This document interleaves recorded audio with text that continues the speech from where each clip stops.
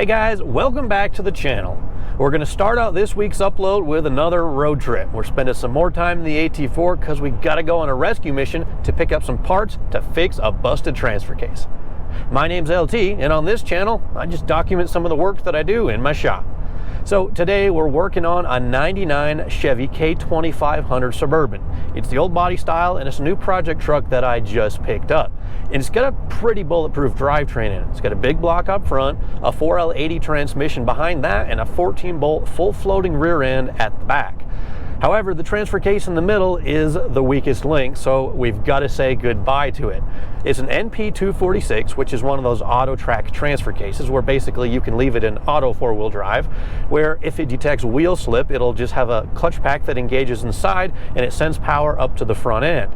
Now, the problem is when you're in four-wheel drive, whether you select auto or manual, it makes an awful grinding and popping sound. So there's something messed up inside the transfer case, whether it's the clutch pack or maybe the chain is slipping. I'm not entirely sure because I haven't taken it apart yet. But instead of repairing it, I just want to get rid of it because eventually I am going to be swapping to a solid front axle. And when you do a solid front axle swap, you really aren't supposed to use a transfer case that has a slip yoke output up front. And that's what the NP246 has. So instead, I'm going to be swapping to a floor shift NP241. It would have come in the same year truck if it were maybe a lesser model or something like that. The 241 is a chain drive case. It's aluminum. It's not the strongest thing in the world, but it's mechanically shifted, so whenever you want four-wheel drive, all you got to do is crank back on that handle and you know it's going to be engaged. So today we're going to yank out the old NP246 and I'm going to show you the new parts and what it takes to swap over to an NP241. But before we get to any of that, obviously I've got to get some new parts. Exit right to 200 north. You have reached your destination on your right. Route guidance is now finished.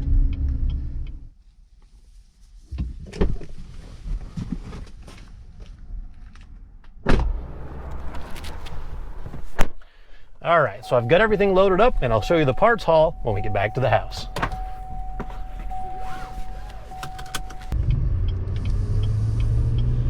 Proceed to 20 miles on I-15.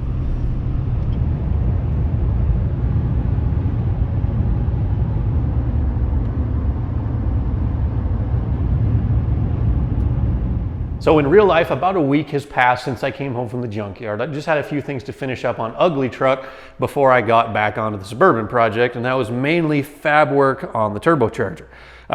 Real quick, you've probably seen this upload already, but I've got the turbo manifold all done, and the turbo is pulled off right now just because I don't have any oil lines going to it, and I need to start the truck up and get it out of the shop to work on the Suburban. Speaking of which, here's what I picked up from the junkyard. Well, basically everything that I am going to need to switch from an NP246 electronic Autotrac transfer case to an NP241 manual floor shift. And that's obviously the big part of the equation right there. It's an NP241 transfer case, and this one was from a 95 Chevy Suburban 2500, which had a 4L80, so it already has the correct 32 spline input shaft. Now, they did use these NP241s in both 1500s and 2500s. So if you got one from a 1500 with a 4L60 transmission, well, that one will come with a 27 spline input shaft. You can easily interchange them, and the input shafts are only about 80 or 100 bucks if you have to buy one. But just to save a little bit of time and hassle, I just bought a transfer case from a 2500 truck already, so it'll bolt directly up to my 4L80. Now, a few other important differences to note. The NP241 obviously has a fixed output yoke right here, so you do need a different drive line that has a slip yoke in the drive shaft itself. Also, the 241 is a manual floor shift transfer case, so you need the linkage. I've got two actually because they didn't have a complete linkage set in one truck. You also will need the floor shifter assembly itself. So I grabbed a floor shifter with all the trim, the handle, and all that good stuff. Also picked up a wiring harness because you're going to need the pigtails for the range position switch as well as the output speed sensor. And just a little detail, this little block off plate that goes in the dashboard to get rid of the four-wheel drive buttons. So that's everything pretty much that you need to convert over from a Autotrac 246 to a manual 241. Right now this case is pretty nasty and filthy, so before I do anything, I'm going to get it cleaned up.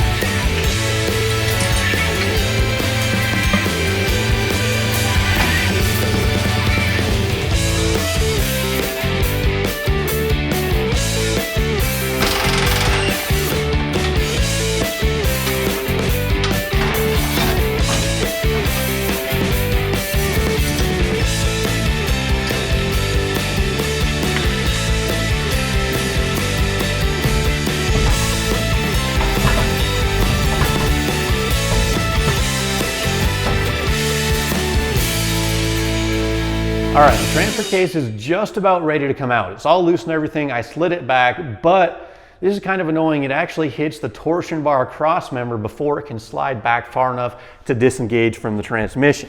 You know, I don't know if this is different on Suburbans or maybe it's just an OBS thing, because I know I've pulled transfer cases out before and I've never had to move the torsion bar cross member, that guy right there. So it's just one more step. I got to disengage the suspension, you know, jack the truck up, unload the weight from it, undo the torsion bar keys, unloosen the cross member, slide it back, and then I can finally remove the freaking transfer case from the truck. So a couple more steps, we'll get back to work.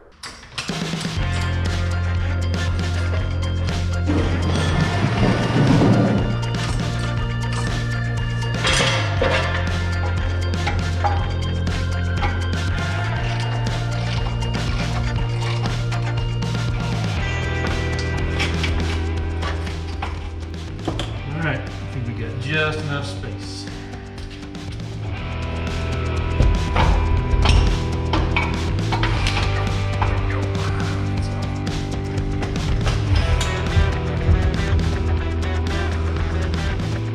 After a little bit of extra messing around with the torsion bar cross member, I've got the transfer case out.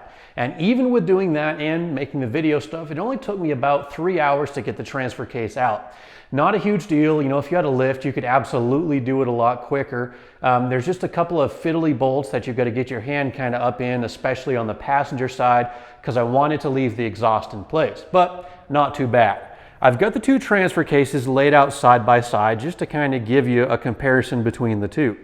This right here, this is the new 241, and this is the old 246 that we just pulled out. Now this is an Autotrac transfer case. It's electronically shifted, so there are a lot of connections on it. You got one right here for the encoder motor, actually two. One goes down to the motor. This is probably a position sensor. We've got a speed sensor for the front output shaft. And then on the other side, we've got a speed sensor for the rear output shaft, and then another speed sensor, which I think may go to the transfer case control module. Now, a lot of that stuff we're actually not going to reuse. On the 241, well, first of all, it's a mechanically shifted transfer case, so there's no encoder motor. There's a range position switch, and then there's an output speed sensor. This goes to the computer to tell the transmission more or less when to shift. And this guy right here, this is critical to make the four-wheel drive operation work. Now, I've got the pin out labeled right here. I just tested it with a multimeter. There are 3 pins labeled inside, A, B, and C, and there's a little notch to kind of help the plug only go in one way. In two-wheel drive, right now I'm in 4 high, but in two-wheel drive, none of these pins have continuity. In four-wheel drive high range, the outer two most pins, C and A, they have continuity. So what you're going to want to do with a different pigtail, you're going to want to connect one to ground somewhere, and the other one is going to eventually get sent up front to the four-wheel drive actuator, and that's what is going to provide the signal to engage four-wheel drive up front. Because otherwise, you'd shift the transfer case, but the two-piece axle would be disconnected, and you effectively don't have four-wheel drive. Now, the third pin, B, this is important if you're going to use low range. This gets continuity between it and ground when you are in the 4 low position where I'm at right now. And that ground signal has to be sent to the ECM to let it know that it's in low range so it'll, you know, properly shift the gears. Otherwise, it's not going to see enough speed to actually, you know, shift into second or third gear or whatever it is. So those are the 3 pins that we're going to wire up, and I'll show you that a little bit more later on. But for now, to get the transfer case bolted back into the truck, the only thing I've really got to do is I'm going to pull these studs out and try to put them in this case, because I believe the 241 normally uses bolts. But I'm just going to pull the studs out because it is a little bit easier to line up. And then other than that, I just need to go grab a gasket that goes between the transfer case and the transmission, and we're good to go.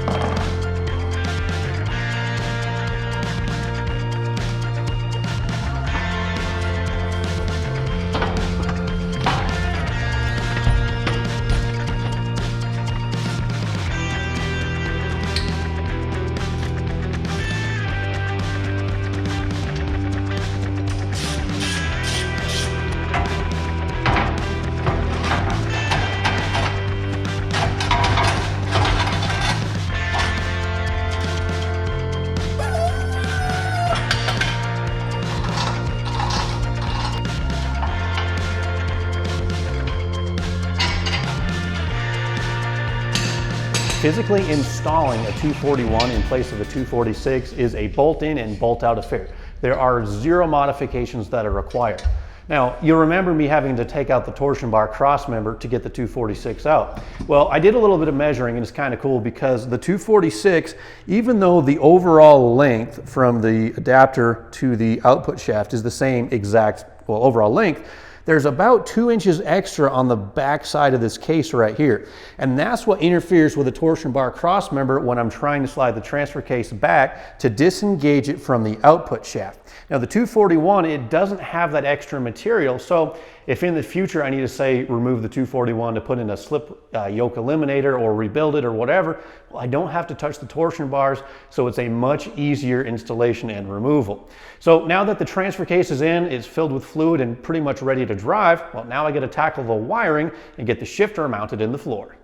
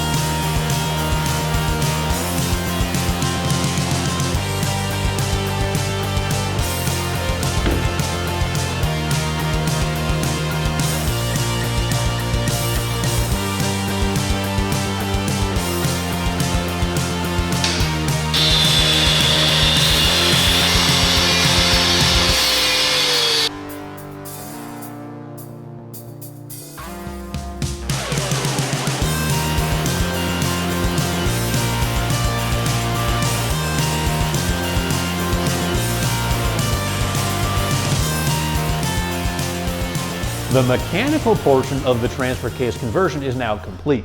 The case is in, it's filled with fluid, the linkage is attached, the shifter's on the floor, the carpet's been cut, the trim is mounted, and the lights are wired in. So from the inside, this basically looks like it would have looked if it came from the factory with a floor shift. Because, you know, there's nothing that drives me crazier than something that looks like hacked up or just out of place, like it doesn't belong. Now, the only major bummer here is I was gonna run a dual bucket seat up front with a full-length floor console, the kind that would have come from a 99 or 2000 Escalade. But because I'm now running a floor shift transfer case, I don't think I can run the full-length console just because it'll interfere. But I still can convert to dual buckets with just the traditional floor-mounted console that a lot of these GMT 400 trucks would have had. So now it's time to move on to the electronic portion of this conversion and get a signal set up front to the actuator. You remember that range position switch, it has 3 pins in it. One of them is going to send a ground signal up to the front axle, so it'll engage that actuator in both low and high 4-wheel drive ranges. And then from there, I'll tackle the low range signal, and that's going to go up to the computer to let it know, well, that it's in low range so the transmission will shift properly. So let's get to wiring. So I just wanted to do a quick function test and show you guys how this actuator wiring is going to work. Right now I've got this purple test lead just connected to the gray wire with a black stripe on the front actuator plug, and everything's plugged in and the ignition key is on. Now right now it's effectively in 2-wheel drive. You can turn the passenger side tire and the disconnect is, well, disconnected, so the pinion is not turning. Now whenever you shift into 4-wheel drive, this wire is going to get a ground. You can actually hear the actuator move, and now when you turn the passenger side tire, the front pinion is turning, so you have power going to both front wheels. Then whenever you want to shift back to 2-wheel drive, the ground is removed, You can hear the actuator actuate, and now you're back in two-wheel drive mode and the disconnect is disconnected. So now all I've got to do is wire this up for good and we're in business.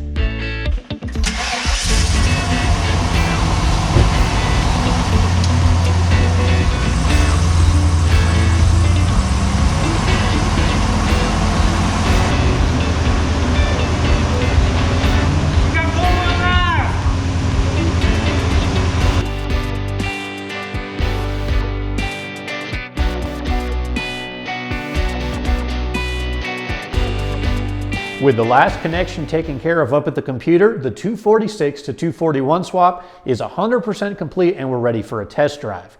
Now, just a couple quick notes on wiring just to kind of summarize everything. Also, if you're going to try this on your own, just double check the wires, for your own year of truck because they might be a little bit different. This is a 99 OBS K2500 Suburban. There's a pretty good chance the wires are all going to be the same color, even into the newer body style stuff. But once again, double check on your own. Okay, so start it back at the transfer case. The speed sensor is just on the back. There's two wires, green and purple. That's where your speed sensor is going to go. The range position switch, like I said, there are 3 pins on it. The outside 2 pins, A and C, one of them, it doesn't matter which, is going to go to a ground. The other one is going to run up front to the actuator on the front differential on the gray wire with a black stripe. Now the final wire, the center or B on the range position switch for low range, that goes up to the ECM right here. And there are 4 different connectors on this style of black box. The earlier actually has a 5th one right in the middle. But on this year truck, it goes to the black plug, they're labeled right there, black, in the 23rd position in that connector. There are 24 wires in total, and the 23rd one, and again, they're labeled, is a gray wire with a black stripe, and that's where pin B from the range position switch goes to connect. Now, the only thing that's not going to function like factory yet, I got to do a little bit more research, is the little light on the 4-wheel drive shifter. I'm going to do some research to figure out exactly how to get that thing to light up. But other than that, everything works exactly like it would have from the factory. There's also a couple different tweaks you can do or different variations if you want your truck to behave differently. I know one popular thing is sometimes guys will have, or they'll want to have 2-wheel drive low range. So instead of using the range position switch to engage the front actuator, you can just put a toggle switch between that same gray wire black stripe and ground on the front differential. That way you can shift your transfer case into low range and still have 2-wheel drive. I guess that's practical if you want to back up a heavy trailer or something like that. But for now, I've got it wired up just like it would be from the factory. The only other thing I did is I pulled out fuse, I believe number 2, up on the dashboard, and that'll just kill power to the transfer case control module so I don't have to stare at that service 4-wheel drive light. Other than that, everything works perfectly. So let's go out for a test drive. So the first thing that I want to check is just to make sure that the low range input into the computer is working properly. So shift it into 4-wheel drive low range. There we go. Just put in gear. I'm just on a flat dirt road and we'll just kind of see how it shifts. Yep, first to second at like 5 miles an hour, second to third at about 10. So low range, working exactly like it should. So now we'll test to see that the front wheels are turning, which I kind of tested in the shop, but got a little hill right here, so we'll just see what happens. It's kind of more than anything I want to spin the tires, so I'll put in first gear, low range. Kind of creeps right up with no throttle. Yep, I can definitely feel the front wheels are pulling and there is no binding or popping or any kind of funny noises from the transfer case. So I would call this conversion a success.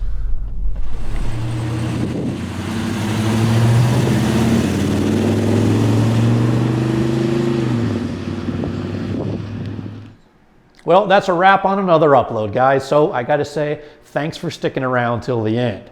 Now, next week, I'm going to be back on the ugly truck, making some more progress on the turbo kit. I'll probably get the crossover knocked out, some of the oil plumbing, and maybe even get it started up. So I'm pretty excited for that, so stick around. If you have any questions about anything we did today on the transfer case, just drop a comment down below, because for the most part I answer them all and I might be able to help you out.